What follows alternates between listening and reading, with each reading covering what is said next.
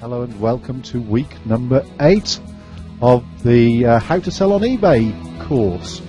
Week 8, this week we are looking at stock sourcing on eBay, niche markets and white label products. What we're looking at here is a lot of people say, white label products, what is that? So we'll go into that in detail and how you can use white label products to your advantage to actually get your business started or move your business forward. So let's go to the first little bit. It's going to be a very interactive one tonight. The way the webinar will work tonight will be completely interactive because it is mainly online. So what I want to do first of all is bring a couple of things in onto the computer, because one of the things that people ask me a lot is, where do we find stuff from? Well, one of the first places to look is going to be our old favorite eBay. And what you've got in eBay is opportunities to purchase things. Now you've got to be a little bit careful when you're purchasing in eBay, purely because you may not be purchasing at the price that is right. Again, it depends on what you're looking at as well. Are you looking at new or are you looking at used?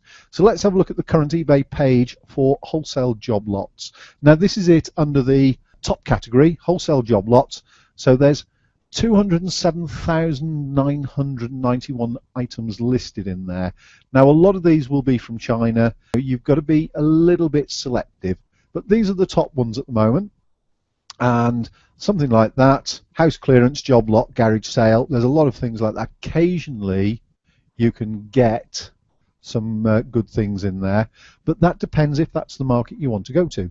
If that is the market you want to go to, then absolutely brilliant. There is a lot of people out there making good money out of selling product like this that they're picking up in auction houses, house clearances, after people have passed away, that type of thing. That is happening quite a lot. So here, job lot of quality ladies socks, clearance pallet, $29.99. I wouldn't have a clue what the value of that is, but you would be able to go in and have a look and see. Now let's go and have a quick look at watches. So there we go, there's a few people selling a few watches off. Now bear in mind that today you can go and get watches for £3 to £5 a piece. You've got to be very careful to make sure that you're not buying a watch which would retail at £5 on a market stall or something like that and thinking, oh, I've got 12. They want £30 for them plus postage, so that's £36. Are you going to get £5 a piece for them when they go out to the customer? That's the bit you do not know. Designer funky style, now there's only one in there. You need to do your research. Occasionally you can watch and look and you can get some bargains. What I tend to do is I tend to go to the auction side of things and have a look at what is on auction, and rather than going best match, I tend to go time ending soonest. Now you can set in eBay the parameters so that you get notifications when certain things are being listed in certain categories. You can do that within your settings to know, so you can see things coming on very quickly. So these are in auction, and sometimes you can get some good offers. So that one's got 2 hours left, 3 hours left. There's no bids on it. Again, whether they're good, bad or indifferent in the price that they're starting them at, I don't know. I would say probably not, because they got 5 of them for £4.99, so £1 a piece. That seems a bit expensive to me, unless you're a watch repairer. There you go, 150 job lots. So they've put them on at £72, genuine leather. So they may be worth, going for at the moment. 9 bids, £72. There's people looking, so it's got interest. So there are places in eBay that you can actually go and have a look, and you may just get a bargain. Let's just have another quick look at one of the other categories. You've got to be very, very, very focused when you're buying from this type of auction, because you're going to potentially very easily find that you're going to buy stuff that isn't worth a great deal of money. So here we are again, mixed lot of jewellery, scrap roll gold, that type of thing, £63, 18 bids. That's obviously going to go up a lot more. It's only got 22 minutes left, so that will probably disappear for a little bit more than that. Earrings, 5 minutes left, 8 bids, 13 bids. So again, there is items out there that you can look for if you want to within eBay and actually pick up a bargain. But you do need to be on the ball, as it were. You need to be making sure you're looking for exactly the right stock that you want. What you'll normally find in auction, it's either going to be people getting rid of stuff that they can't sell through their retail shops. You're going to get a lot of this sort of stuff, which a lot of this comes in from China. Wholesale clearance, 100 assorted party items per box.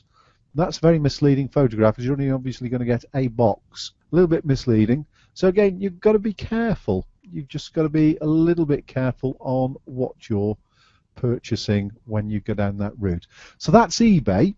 And of course then you've got Auction News, which this is a very current edition, and you can obviously subscribe to Auction News and you're able to have a look and see who is selling what and where. So this gives you everything. So again, you might be into plant and machinery. You can sell plant and machinery on eBay. So you might find that somebody like this, they're getting rid of a few things, some generators and some engines or forklifts or whatever. Things like that always sell on eBay. And people like Simon Charles. Now, Simon Charles Auctioneers, very good auctioneer here in the UK, but they have got onto the bit of the bandwagon as such, so that they split things down into small lots. They've started doing that quite a bit. And then you'll get all of the areas where you've got PET bottle blowing, filing and packaging equipment. That is obviously some form of factory. So again, you may be looking to purchase that, and you're going to find that you're going to get machines, you're going to get tools, you're going to get house clearance, but occasionally you are going to get a little gem, and a lot of you know that I've had a few of those. You're going to get a little gem where you can make some really good money. So more second-hand vehicles, cars. Again, if you ever need a vehicle, why aren't you having a look at something like this? You can do quite well. People are buying them and then selling them on. So there's lots and lots of places, and there's a little planner in the back there with all the dates. There's lots and lots of auctions available for you at any given time. So that is a really good magazine to subscribe to. Auction News, I subscribe to it. I also pick up the other part of Auction News, which gives me all the insolvencies. And of course the trick with the insolvencies is quite simple. If you've got the insolvencies there, then all you need to do is go and write to these people and say, the company's gone into liquidation. What are you doing with the stock? Can I buy it? Another old favourite, which is BidSpotter. Now, BidSpotter has lots of auctioneers and bankruptcy people and seized goods by the Crown and various bailiffs on behalf of various local authorities and things like that. There's lots of those in there. So you've got some really good opportunities to make some good money out of these people. So that's another one for you, bidspotter.com. You want to actually go to the UK site. I know why I meant the American site. That's an error on my part, but you should actually go to .co.uk in that case. It doesn't really matter. You might be buying stuff to sell in America or Canada. bidspotter.co.uk. Here's all the items that they've got going on at the moment. So this company here, Kitchen Encore Eco Kitchens. I haven't got a clue what they've got in there, but it's in liquidation.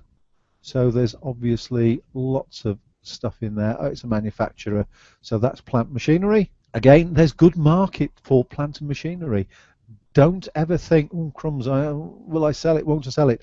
The chances are, if you're bidding for it, if you play a smart game, and I do know a couple of people that do this, they will actually put it on auction now on eBay on a 7-day listing if they've got a long lead time, and they will hope to get bids on it. And if they can buy it at less than they can sell it for, because their bids have already risen, they actually buy it. If they don't, they knock it off and then they end it on eBay. So there are some people, and I know a couple of people that will do this, they will buy on a long lead time in an auction, They'll take all the details, they'll research it, they'll get more details, they'll put it on eBay so that it's going to finish approximately 2 days after the actual auction has finished. Normally 2 days, and there's a reason for 2 days, which I'll tell you in a moment. So the auction has it 2 days beforehand. They can see how much activity is there. They're taking a risk here. They might have some really good bids, and let's say the bids are at, for argument's sake, £50, and the auction house has got it at £30. If they've got 5 or 6 people bidding for it, and he can get it at 30 and he's already at 50 and he's got 2 days left and he's done all the other stuff in there to make sure he's got it ending at the right day on the right time, you're guaranteed to make a profit because you know that £50 is going to go up towards the end of the auction. So you've got to be extremely focused if you do it that way, because you can slip up. If you're going to buy stuff from these type of people and then you're going to sell it, you're taking their description, you're taking the details, you're taking any other details that you can get about the product, you're putting it onto eBay, and you're hopefully selling it literally within 2 days of you buying it from the auctioneer. Always remember there's an auctioneer's premium and there's always VAT. So let's have a quick look at this one. So garden stuff, pizza ovens, brick pizza ovens, and Greystone handmade pots. Now, I've bought this type of thing before in the past myself, and I've done really, really well with it. And I've normally bought at very low prices. So, you know, it's really, really, really good.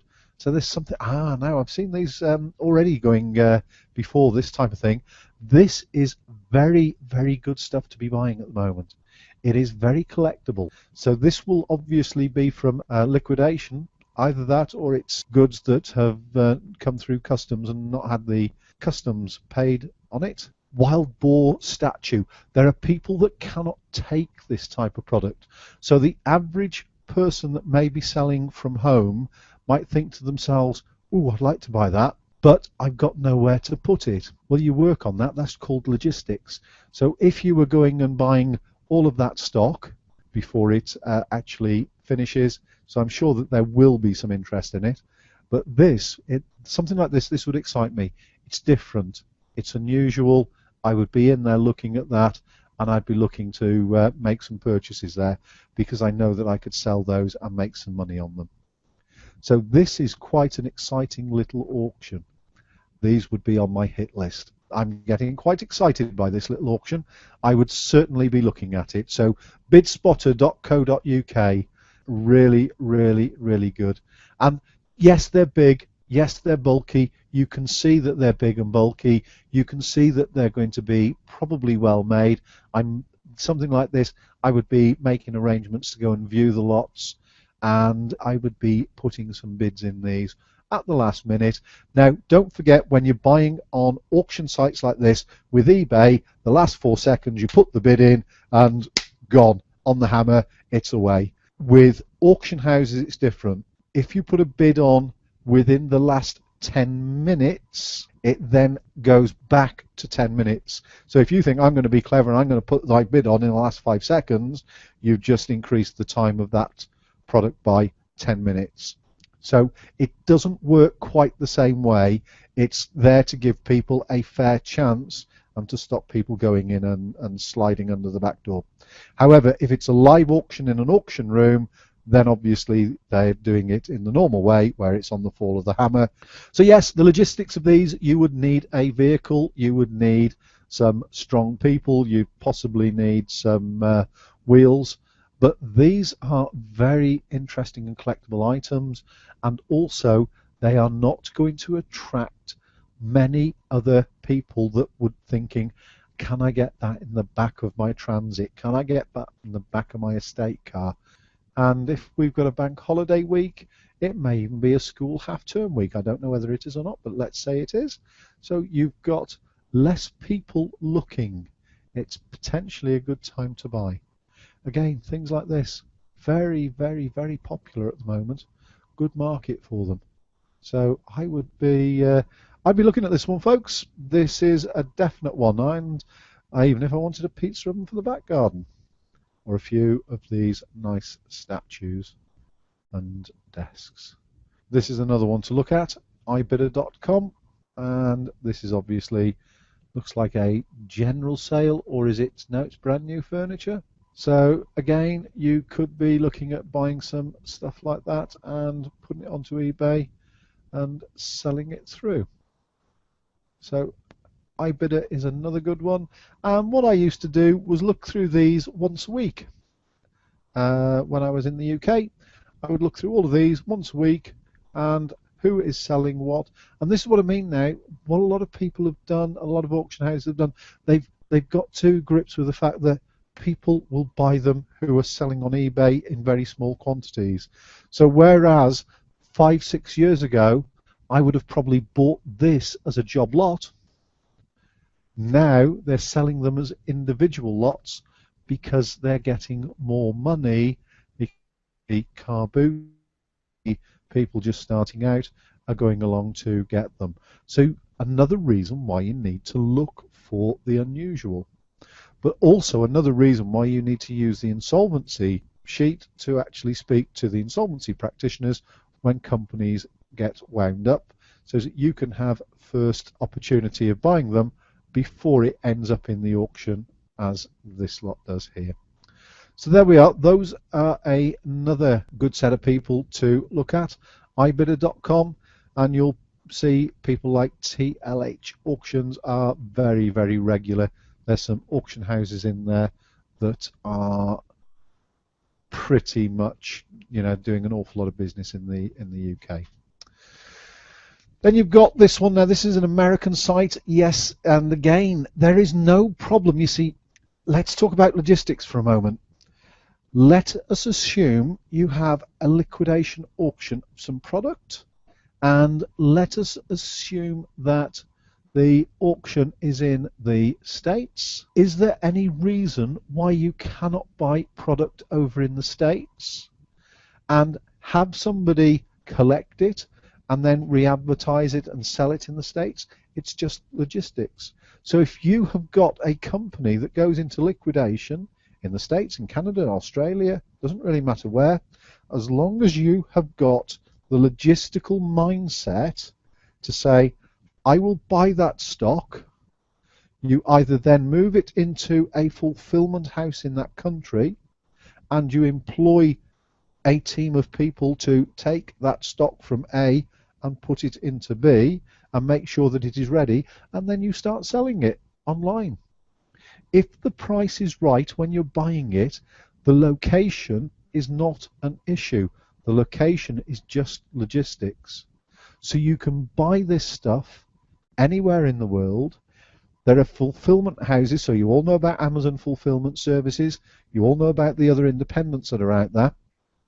So there are fulfillment houses located in every other country that you can think of, and they will take that in, they will do the work on it, you've got a margin. So if you're in Australia, then sell it on eBay AU. If you're on America, sell it on America.com. eBay.com. If you're in Canada, then it'll be CA or .com. It doesn't really matter which. If it's in France, it'll be eBay FR. It doesn't matter. It's about logistics. But you just have to have the organized mind to do it, and you can do it from your home office because you're outsourcing the bulk of that work to other people. And then all you're doing is making the sale, and Amazon fulfillment services in America are actually picking the product, packing the product and shipping it. Or if it was those bronze statues, they would be putting them onto a pallet and they would be sending them out by pallet for you on a special truck. As long as you do the mathematical calculations to make sure you've got margin in there, you can do this anywhere in the world. Then again, you can start looking at other auction houses as well. So again, this is another one in the States. So you can be buying product over there. You might be able to pick up some product in the States. I don't know whether these are good, bad or indifferent in the UK, but let's say that type of product. I do know somebody that imports a lot of jewelry, a specific jewelry. She imports them directly out of the States and sells them in the UK and makes good profit. She actually also buys them off other sellers in the States, so eBay sellers, Amazon sellers. She buys them off them and brings them into the UK, pays the duty as it comes through customs, and still sells them and makes more money on them. So you might find that you're able to get a product in a liquidation, a bankruptcy or something like that, that is not for the UK market, but you need to sell it in the US market. Absolutely fine. It's just logistics. DHL deliver. Or it may be that you've got stock in America that you can actually put a premium on over here because it's very collectible and it's not here yet on the high street. So you can bring it over and you can sell it and you can make a really good premium on it. Where's the problem? It's logistics. It's about getting DHL, UPS, FedEx, whoever it may be. It's about getting one of these couriers to bring it from over there to over here, whether you bring it all at once or whether you do it on a sale-by-sale basis. So you can go and purchase stock anywhere in the world. You can purchase it, have it shipped to anywhere in the world, and then you can sell it on from there. So you don't have to be so blinkered to think it's got to sit in my warehouse, my office, my spare room, my garage, my shed, storage facility 2 miles down the road. It hasn't got to be in there. It can be wherever you want it to be, and that is brilliant. So you can be ahead of the game, really very much ahead of the game. Coming back to the UK, people like Stock Solutions, they've always got things on the go, and you can go into these people and find out what they've got for sale. They will have items that come through end of line, that type of thing, on a regular basis, and you'll be able to go in and think, okay, is that a good buy? Isn't that a good buy? You all know my friend Gary. You've seen different emails from him. He will have stock that comes through, and he tends to get them slightly ahead of perhaps some of these. These here, RRP £175, sale price $39.99. I'm sure there's probably a little bit more margin in there, but what you would have to do with that is go in, have a look. Yes, I'm interested. Copy. What is it being sold for online at the moment? Let's go and have a look. So what I said, it's going to be interactive. It's been interactive so far. So it's already here. Baby bouncer, baby bouncer. So it is there. There's one. There's Amazon. Mad for Mums. Baby bump. Well, let's quickly go into Mad for Mums. Never heard of that one, but that's a new website as far as I'm concerned. There we are. They are selling it in there at, where's the price? Oh, £115. So they're selling them at £115, and you can buy them at 40. Is the margin? You could sell it at $99.99. There's a little bit of margin in there, and that's just looking at one very quickly. Let's have a look, see what Amazon had got it at. That will be interesting. And there's even one on eBay. That might be new or second hand. So down on Amazon, it is down as low as 101.83. So you can still make money, and you could be the cheapest if you were an Amazon seller. I know we're talking about eBay, so let's go and have a look. I saw one there on eBay. Is that a shop, or is that? These must be used then. $24.99, $24.99. So they're obviously not the same. Do a little bit of research. I'm just moving through very quickly because we're on a webinar, but this is the type of research that you would need to do so that you could actually say, yes, I can go with that. No, I can't. And this one, yeah, £110. So there you are. There's a deal in there for you guys already. I've just found one. So first people to go to Stock Solutions, and they want £40 for them.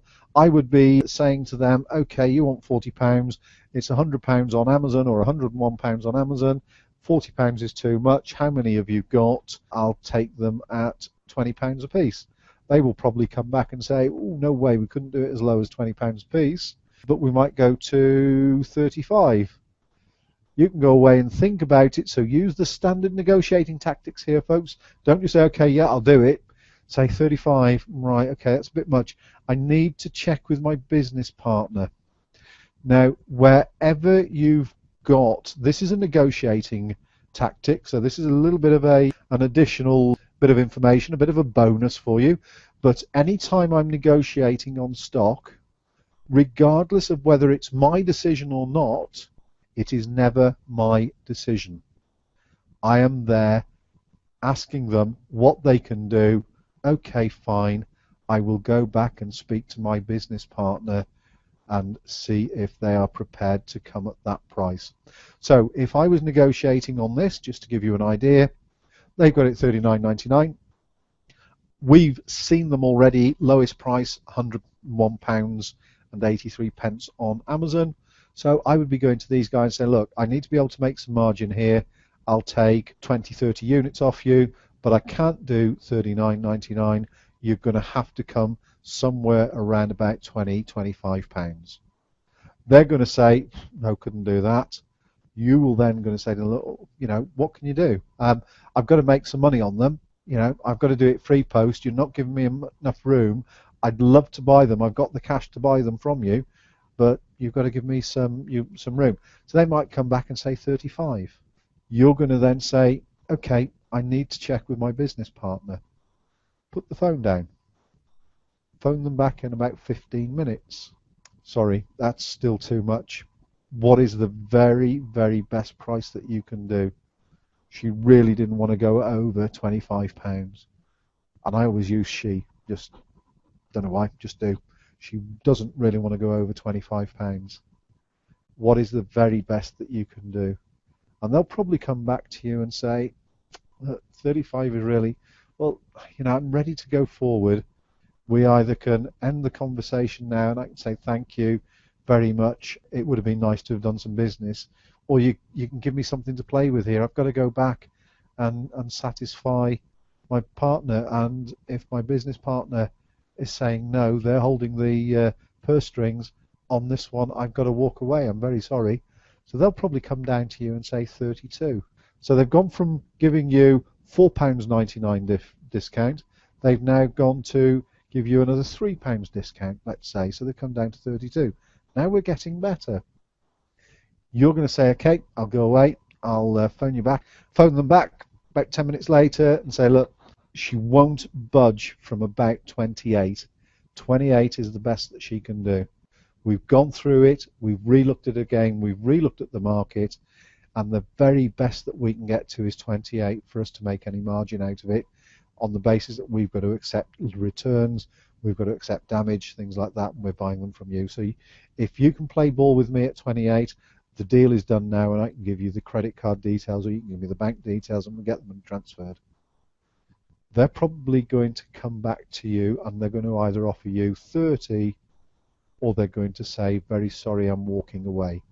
If they say, very sorry, I'm walking away, say thank you very much anyway.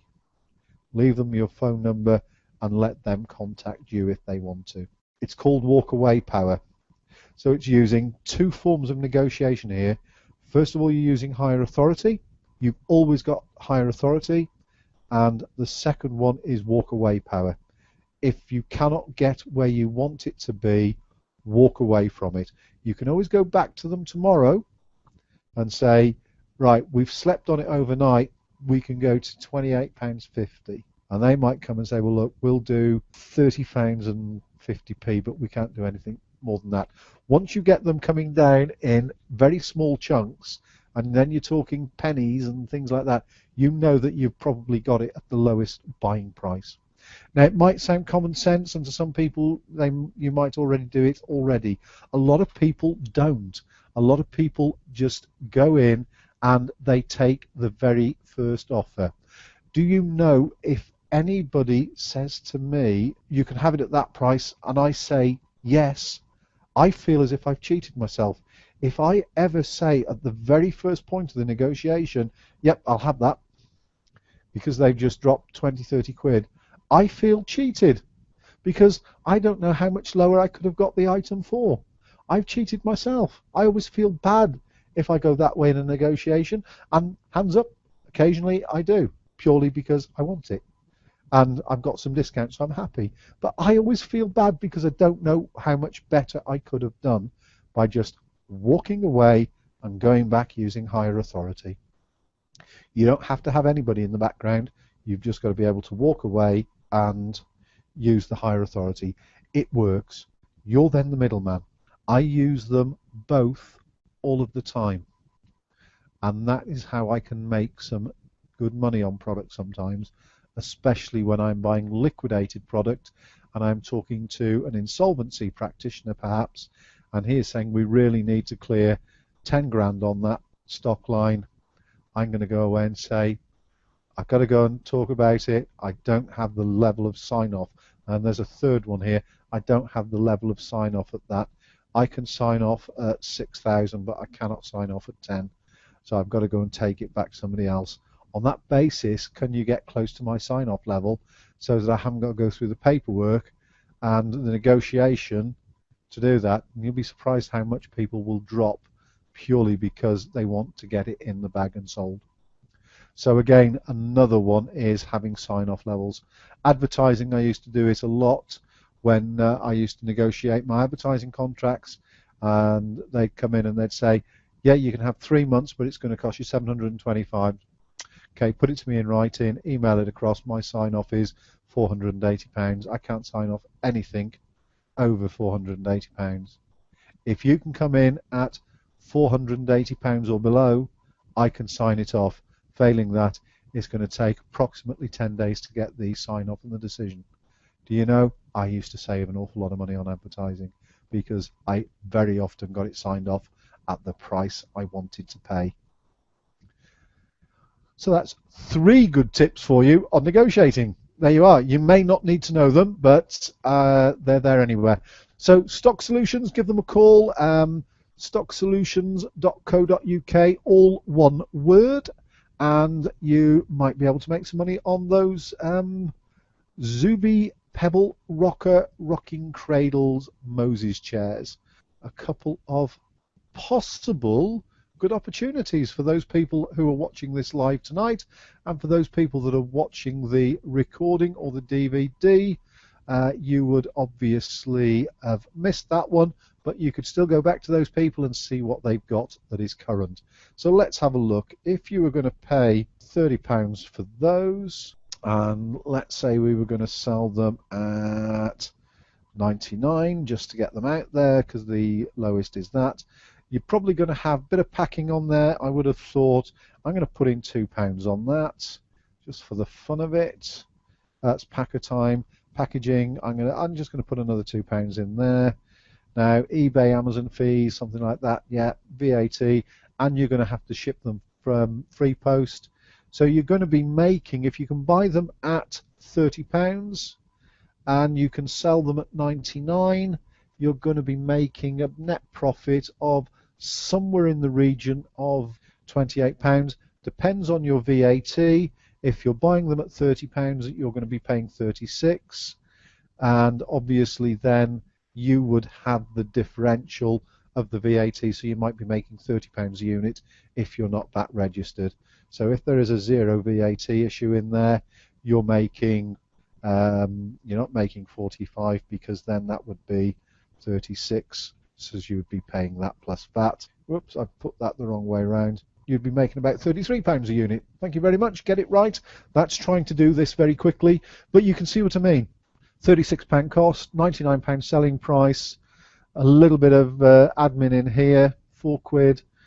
You could send those straight into Amazon Fulfillment House or anybody else. You've got the fees that you might have to, might not be as high as that, might be slightly lower, and your postage and packing is probably going to be around about that sort of cost.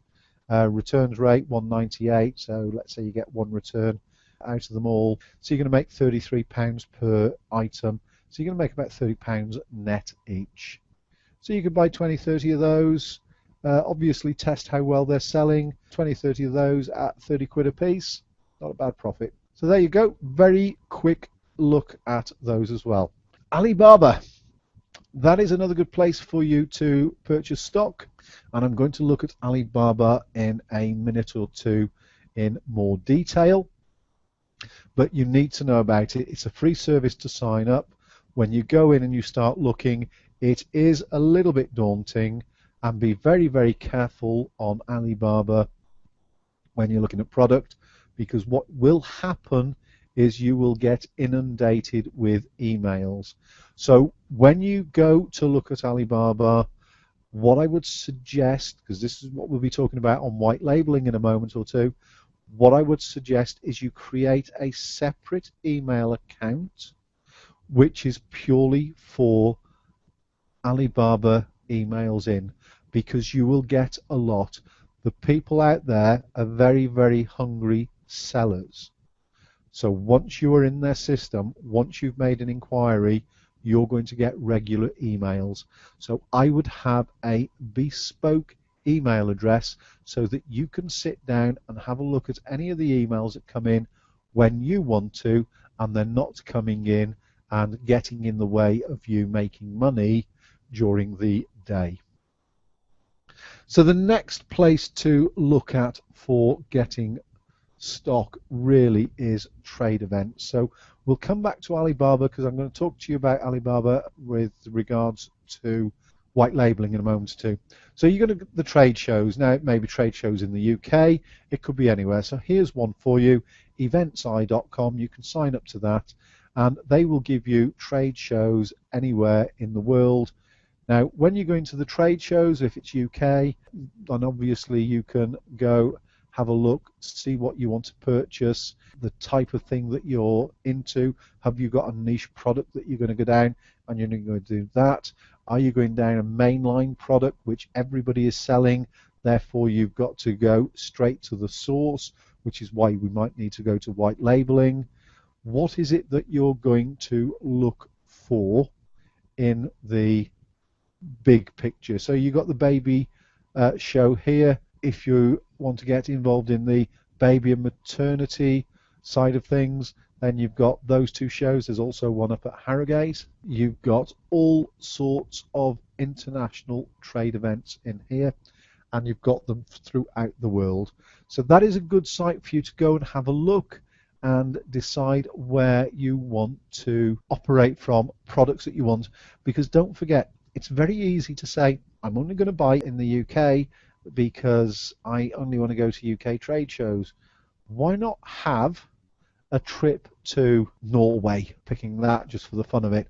Why not have a trip to Norway, have a weekend break, take it as a holiday, goes on business expenses, so it goes against any taxation, find a trade show in Norway, go to the trade show. Is there a product that is made in Norway that isn't sold very well over in the UK or any other country in the world that you could bring in and you could be selling? Is there a niche line? This is where you have to look a little bit further ahead of where everybody else might be looking.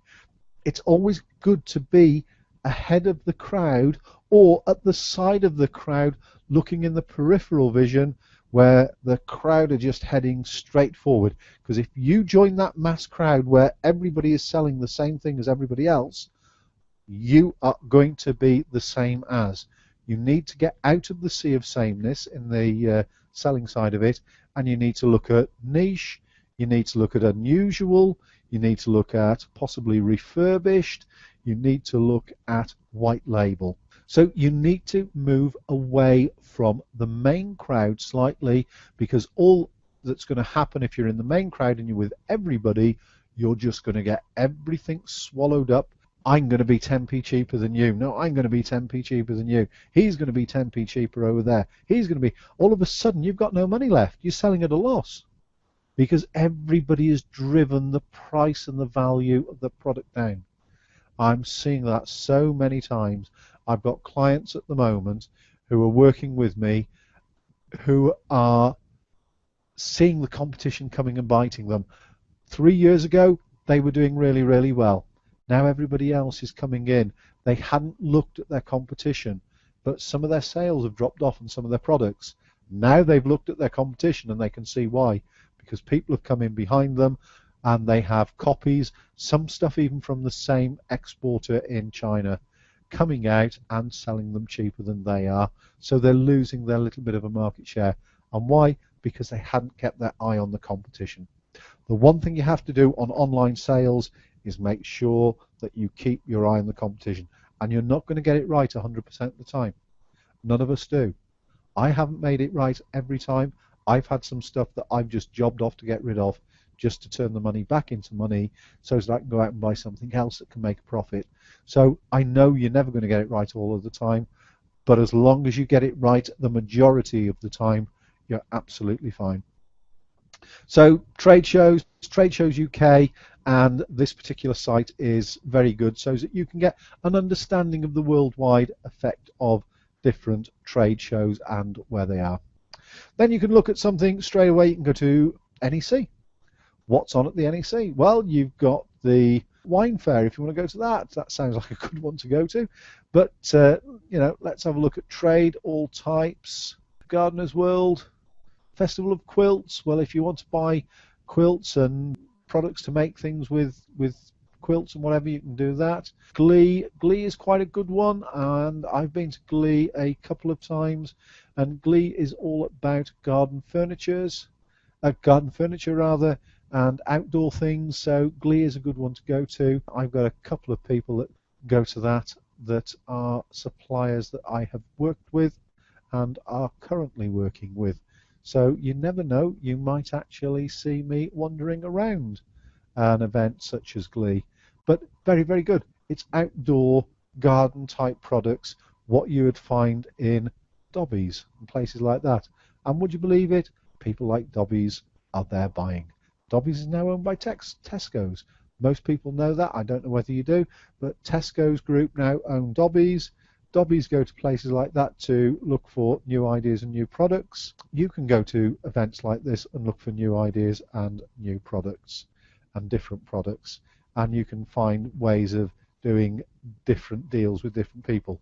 And it's at these places where you'll find some of the smaller producers that have just designed a product and want to sell and want to find people that you might be able to do drop shipping arrangements for, because they're not big enough to actually cope with massive orders, but they're small enough to share the profit with you.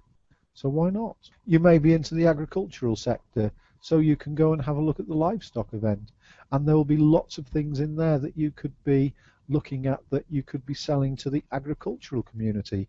Again, that is very niche.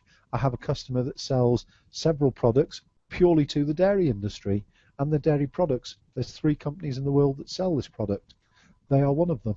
And isn't that great? They have got a very niche product, and they're able to maintain margin, because at the moment there's only 3 of them. 2 more come on, so they get 4 or 5.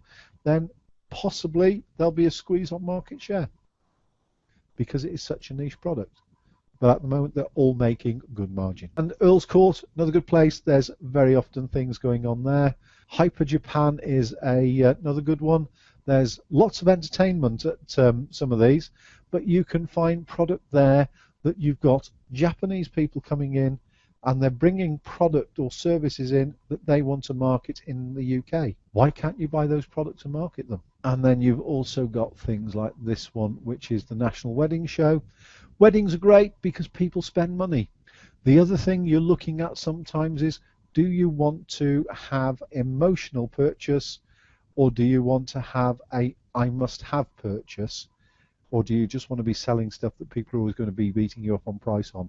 So occasionally you might be looking at very niche areas where you might sell things at a very high-end ticket value. It may not be wedding dresses, it could be things to do with weddings. So you're adding greater margin, you've got a niche, you find something at one of these places, and your product might only be live for you for 18 months, 2 years, maybe 3 years before you have to move on to something else. But if you take the analogy of that rocker that we looked at, that baby rocker, if you're able to get a product that you can make £100 on, net return after all your costs, and let's say you can sell 1,000 of them in a 3-year period before the market has caught up, well, you've made 100 times 1,000, not a bad return. So it is possible. You just have to go out, do your research, have a look, find the product, bring it in. So Earl's Court has an awful lot going on, mind, body and spirit and well-being. So if you're into that sector and you're into the well-being products and that type of thing, then again, go to Earl's Court, have a look. There will be an awful lot on offer, and this is becoming a bigger niche market. There are a lot of people that are looking for different ways to deal with the mind, body and spirit and soul. So it is a very, very big and growing market at the moment. So again, an event potentially well worth popping into London for. And then again, you can go somewhere like this and look where are the top 10 events, top 100 events in the world, things like that, international trade fairs, where are they, apparel, household consumables, cosmetics, gifts and handicraft. So Indian Handicrafts Gift Fair, the New York Beauty Show. So if you're into cosmetics, great place for you to be looking for new ideas. Home and gift. Now you don't have to visit all of these, but if you register for them, you're going to get the list of exhibitors. You can then go through your exhibitors list. And this is again where you need to be a bit more focused. You can go through your exhibitors list and you can have a look at their website and make contact with ones that excite you. Make contact with ones that you think you can do some work with. Ask them the questions. Will you drop ship? How much is my minimum purchase quantity going to be? What is the terms of sale? What is the return policy if there is a problem with a product? What guarantee can I give my customers? Is there a problem in shipping it to Australia? Is there a problem in shipping it to any other country in the world?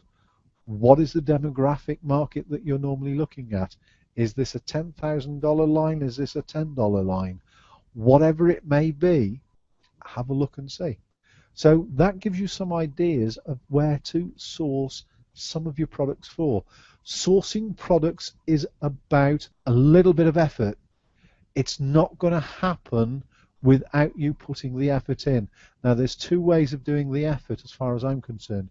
There's going to the events and to the suppliers and doing the legwork, or there's sitting in front of the computer, making contact with the suppliers and doing the legwork whilst you're sitting in front of your computer at your desk and communicating.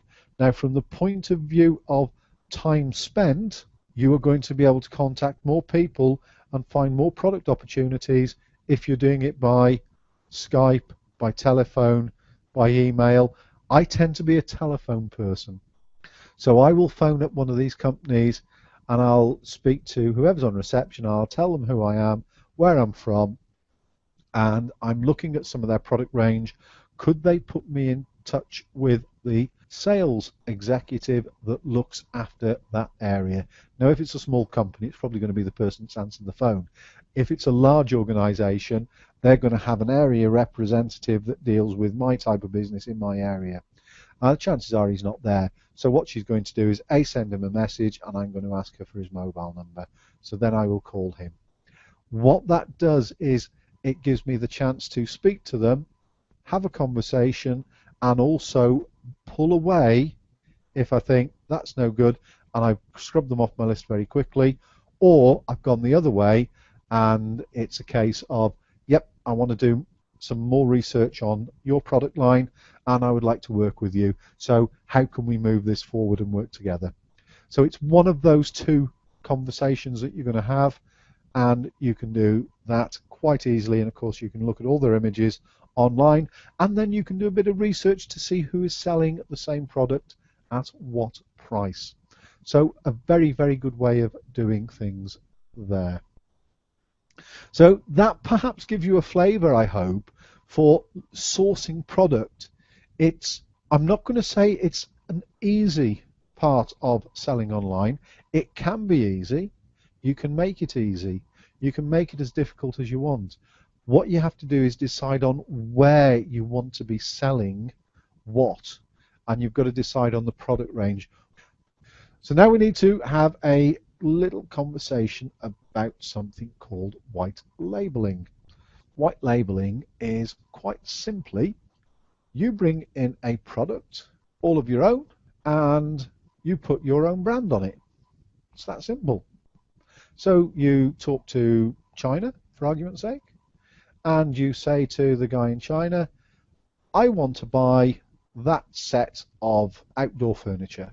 And they'll say to you in China, Alibaba or the trade fair or whoever you're talking to, Yes, sir. No, not a problem. We will sell that to you for 300 US dollars. Brilliant. You bring it in. Now, Dobbies have called it the Algrano modular corner suite, and I would imagine whoever else is selling it in the UK has called it something else. Modular corner suite. The chances are they haven't even used those types of terminology, because Dobbies will bring it in and it will come in under their own label. Algrano will be their own name for it. The chances are there's nobody else out there with those names. And the same with something like this, a sofa or a lounge set. You see them everywhere. You see them all over the place, and you see very similar things coming in. And what actually happens when you go out to one of the trade events in China, say, you'll go out and you'll say, okay, so somebody like Dobbies will send the buyer out, and their buyer will say, right, we will purchase 1,000 of those. We want this one called the Event Toro sofa lounge set, and we want that put on the box. Now, they've made that name up. They've got that name from somewhere. Somebody who sat in the office has said, we're going to call them these types of names this year. And they'll bring them over, and they will have the colour on the cushions that they want. They'll have the colour on the smoked glass that they want. The rest of it is fine. So along pops in the independent retailer, and the independent retailer says, I want that one, and we'll call that the Deluxe Outdoor Garden Set. We'll have 500 of those, thank you. So that is independent retailer Deluxe Outdoor Garden Set at 500 units. Own label. Dobbies have got it, he's got it. They can compete at different prices. Dobbies have got big overheads, he might have less. So he doesn't need to quite make so much money. But they've probably both bought them at $300 a piece. And they're going to sell them for £1,200, whatever it may be. Yes, you've got import duty, etc., etc. But can you see the idea? Everybody's buying the same thing. They're all putting their own badge on it. So that means when you go and look for something like that on Google, it comes up Dobbies, Dobbies, Dobbies, Dobbies. How strange. Nobody else has got it. Dobbies have got it. Dobbies have got it. Dobbies have got it. Dobbies have got it. Let me just take that out. Do it as another search. Yeah, Dobbies, Dobbies. Oh, what we got there? That is an ordinary settee when it comes up. So somebody else has managed to pinch a similar name somewhere. And in fact, there isn't even the name in there that I can see. It came up. Oh, it would have come up somewhere down here. So they've obviously got a product in their business which has got a name the same. But can you see? All Dobbies have done is gone out and they've purchased it under their own name, put a name on there, put a brand on there, put a product title on there, and that belongs to them. Nobody else has got it. But yet anybody else could have it. IKEA could have it. Independent could have it. Anybody else can have it. The Chinese will put whatever you want on the box. It is yours. It's as simple as that. You can look at something like this, fire pits. You want to go and buy a fire pit set to sell at £799. Well, let's go and have a look up here what we've got. Now that one, he hasn't given us the price on here or his guide price. Everything in China is negotiable. Everything that you come out is negotiable. And they're very good negotiators, I've already said. So here, there's a deluxe set there. How nice is that? I would love to buy that. And that one is minimum order of 20 pieces. 20 pieces high end. It might be a $700 set out of China, and it might retail at $2,500. So you'd be able to make some margin in there. Even if you had to clear the last few out on a sale, you'd still make margin. Outdoor fire pit. So here, somebody here, they're saying US dollars 10 to 50, okay, for a piece. And their minimum order quantity is 500 pieces. These will all be flat packed. What you've got to remember is these guys that manufacture products, doesn't matter where in the world you are, but if you're manufacturing product which is self-assembly, they are really, really, really good at getting those into flat packs, because they need to get as many into that cubic capacity of the container that they possibly can. And once they've done that, they are more than happy because they've got them away. So 500 pieces, again, I'm sure that's negotiable. Dollars in price between 10 and 50. Well, I'm sure again that is negotiable, and that might be on the quality of the finish, the quality of the product. You might have a slightly thinner metal here or a slightly thicker metal there. The tiles may be different. There'll be lots of reasons to negotiate on price. And again, here, 4-piece fire pit table set with cushions, 300 sets, and their price in USD, 150 to 200 pounds. What was that one we just looked at Dobby's? $7.99. Okay, it's not quite the same, but you're getting the idea that you do your research. There's another one here. Now this one looks a little bit better than the one that we've got in Dobby's. It looks a little bit more top end of the market, from $150 to $320 a set. 300 sets is their minimum order, and it's negotiable. Everything is negotiable. How many sets can they handle a month? They can handle 30,000 sets per month. They have the ability to manufacture and supply up to 30,000 a month. Those 30,000, let's say they have a 30,000 month, because don't forget, in the UK we've got summer now. In Australia they've got winter now. So they're supplying it to people right throughout the world. It's not just in the UK, it's absolutely anywhere, wherever somebody wants to buy them. So they can do that, and the price is always negotiable, and the quality might change depending on how low you want to go with the price. But if something like that is coming in, and let's go for the mid point, and let's say it's coming in at about $250, which is what, £180 a set, you're selling them at £800 as Dobby is at the moment, $7.99. That's quite a good bit of margin. Yes, you got some VAT in there.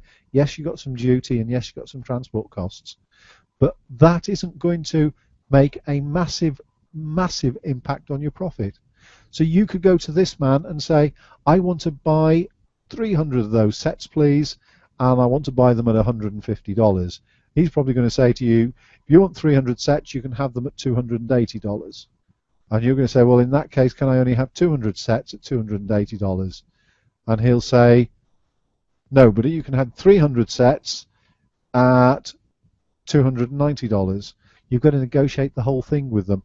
All of these suppliers, and it doesn't matter whether it's UK, China, India, America, Australia, wherever you're importing your product from or looking at importing, you've got to do that.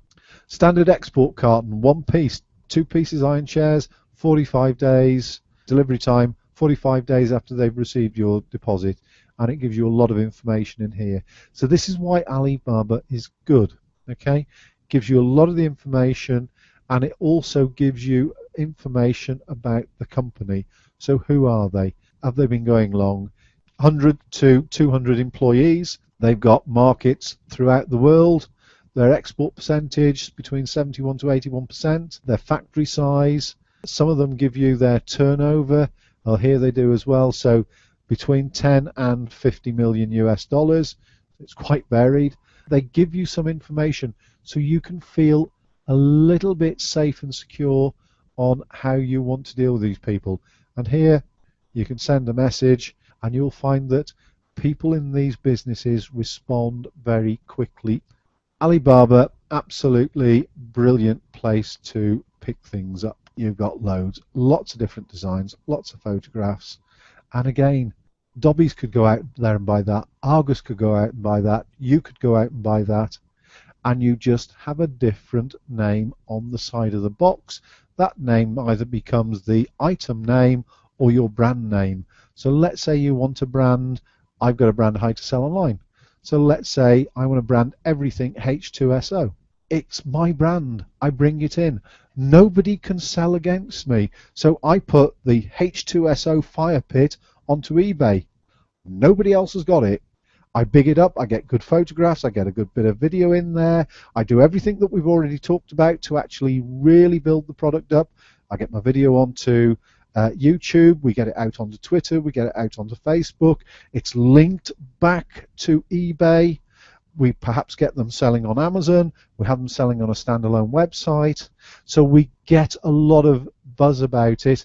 But I put them on Amazon, who's going to sell them on Amazon as well? Nobody.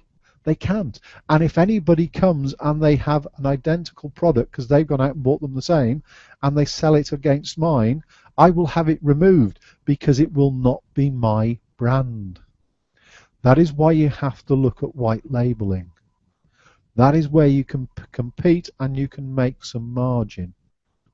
What you don't want to do when you're white labeling is going again the sea of sameness, and what you don't want to do is go down that route of the sea of sameness and buy the same thing that everybody else is purchasing. What will happen in China is most people are reliant on trust. So when you're making the purchase from these people, you want to see sample photographs. If you have a contact over there, you want the contact to go and look and inspect the finished quality of the product. You will ask them to send you a sample. So don't forget, looking at fire pits here, you're not buying these for this summer. Too late. You'd be looking at this for next year. There are people over in these other countries, so there's agents that will work on your behalf. You can write the specification that you want. You can write the quality of the finish, and you can pay somebody a fee to go in and actually inspect it. What you do then is you put your money into escrow. So the escrow, the money sits there. So the factory owner can see that the money's there. You can see that the money's there, but neither of you are taking that money at this stage. Once you are satisfied that they have provided you with a product, that you've got photographs, that you've had somebody to go in and do a quality assessment in the factory of the product being made, once you've got that there, then you can release the escrow, or you negotiate it so that the escrow doesn't get released and is in the hands of a third-party agent until it is dockside and you've inspected it dockside in the UK, and then you can either accept or reject. Always work either, you've got one or two choices. If you're going out there and making big purchases, then you need to be going out there, or you need to have people you trust to go out there and do that for you. Or you need to develop contacts over there. Or you speak to one of the English UK registered companies that have people out there working for you to ensure that quality is right. What you've got to remember is there's a lot of people that said, oh, I bought from China and it didn't work and it was rubbish and all the rest of it. Yes, because they weren't precise in what they wanted and they didn't work with possibly some of the better manufacturers. A lot of people think, I'm going to go out to India, China, wherever it may be, and I'm going to buy the cheapest I possibly can. You get it over in the UK, you've bought cheap. Sometimes you go to a better known manufacturer, you pay a slightly higher margin in price than you would from the factory that has got no history or very low history or is just starting out, because you get a better product. Those people want you back.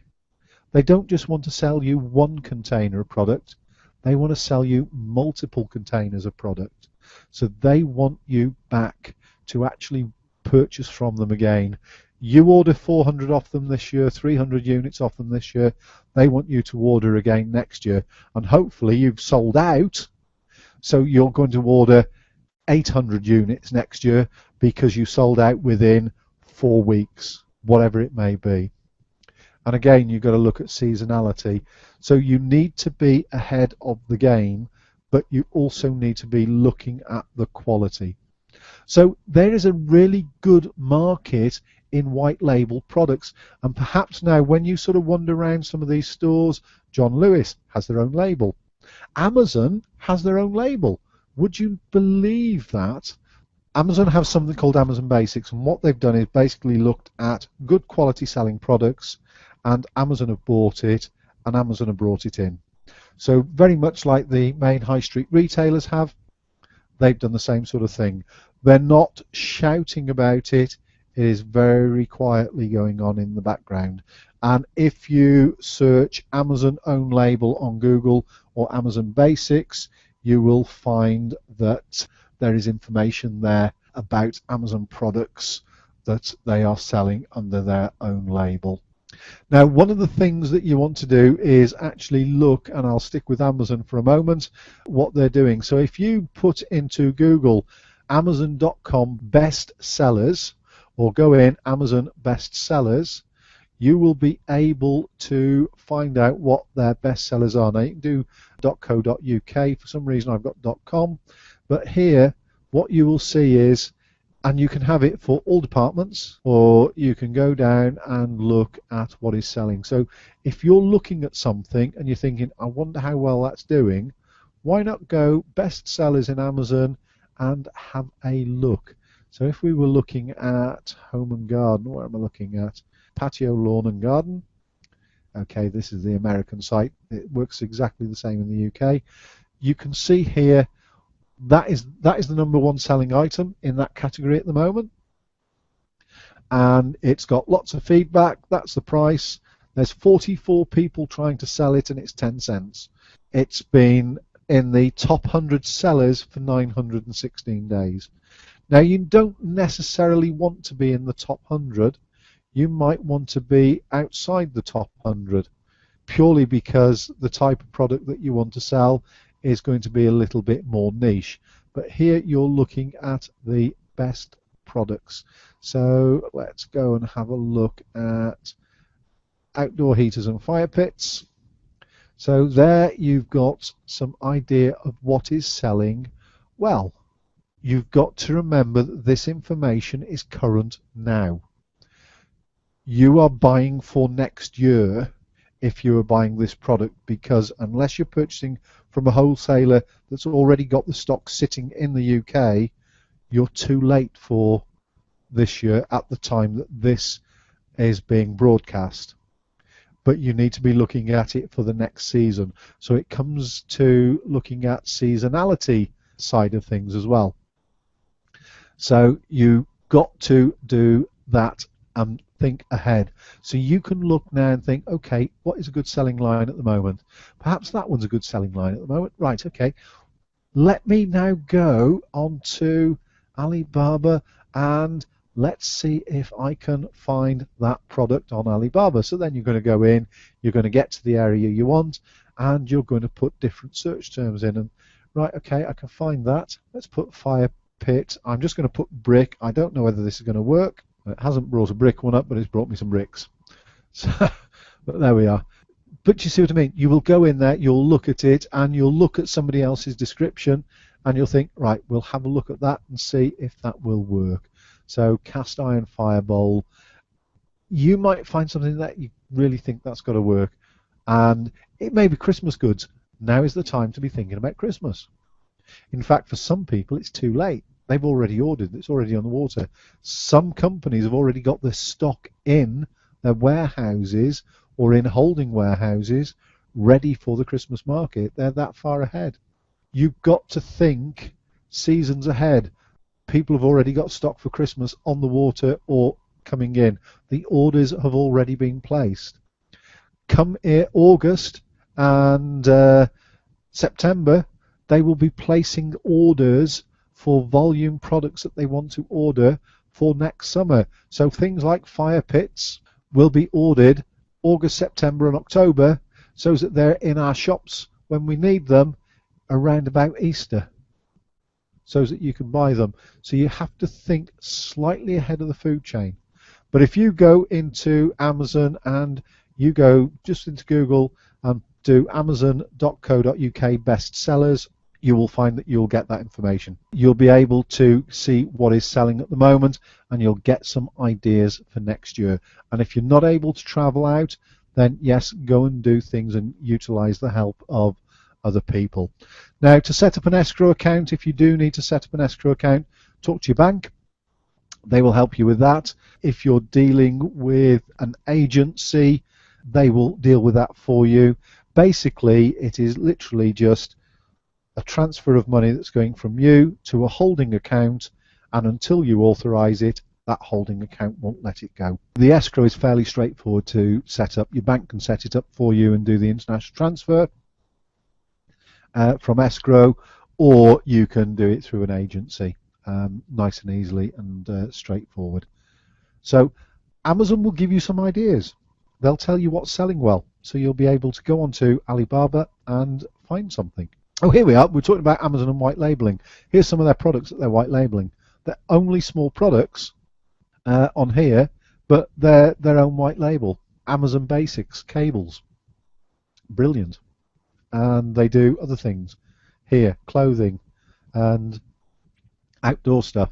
So Amazon are creating a little bit of a stir within the marketplace because they're doing their own thing. But Amazon are there, they're a business. They're going directly. You find something that's selling very well, they will go and have a look and see if they can buy it direct. Why shouldn't they? They're a business. Private label sourcing, there's a company there.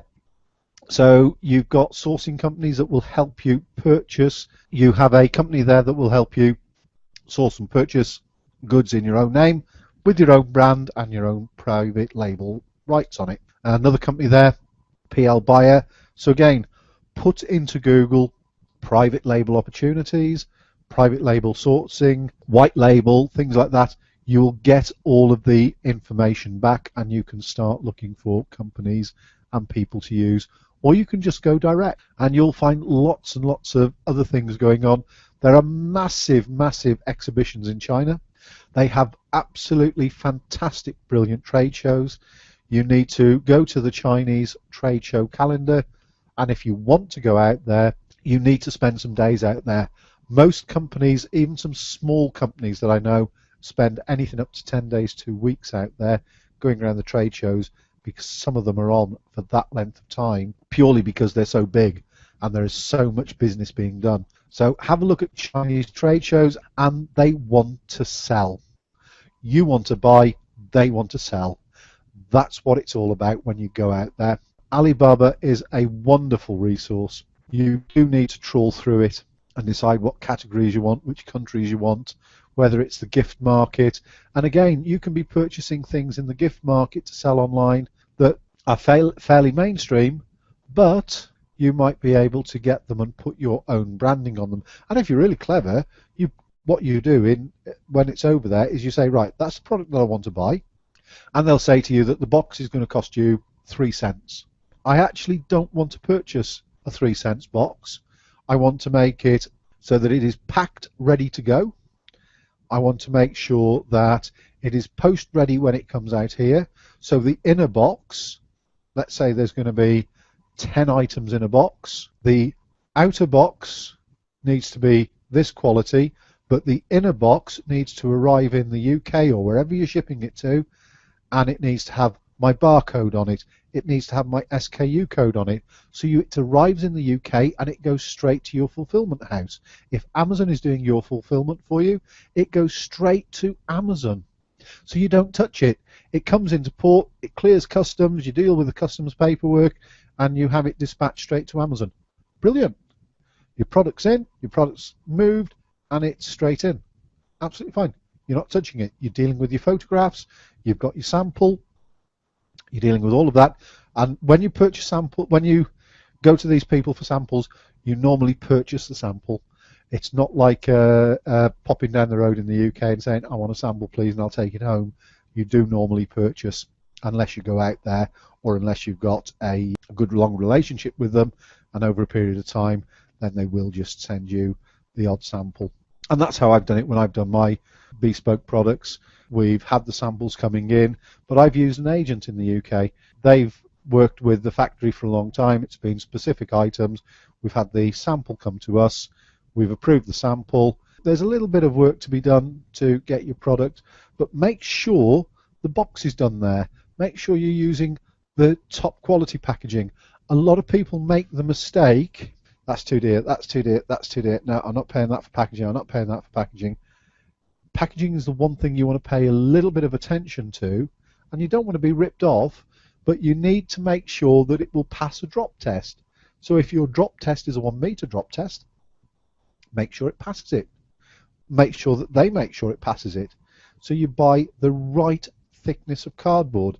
You put the right type of void fill in there, whether it's polystyrene, whether it's bubble wrap, whether it's airbags. You have the box designed so that when it comes over here, the item is packed in a box that will go on the shelf can be scanned by Amazon fulfillment services, for argument's sake, and just put there. You're selling it, somebody comes along, they pick it up.